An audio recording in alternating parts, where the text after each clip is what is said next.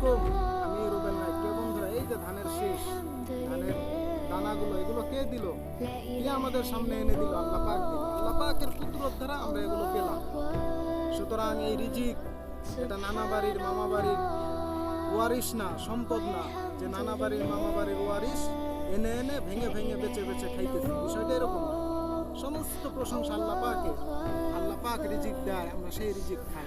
এটা এক সময় একটা ধানের দানা ছিল, এরপর মাটিতে রোপণ করলাম, চারা হলো, চারা থেকে আবার ধান গাছ হলো, ধান গাছে আবার ধান হলো, এবং সেটাকে আল্লাহ পাক পাকিয়ে আমাদের সামনে এনে দিল।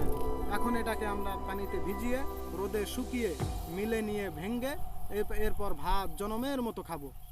জনমের মতো খাই আর শয়তানের মতো নষ্ট করি। কিন্তু কে দিল, কে তৈরি করলো, কে আমাদের জন্য সৃষ্টি করে আমাদের সামনে দিল, সে চিন্তা একবারও করি না। শুধু জনমের মতো খাই আর শয়তানের মতো অপচয় করি। সুতরাং সবাই আল্লাহ পাকের গোলামি করবেন, ভালো থাকবেন, ভিডিওটি শেয়ার দিবেন।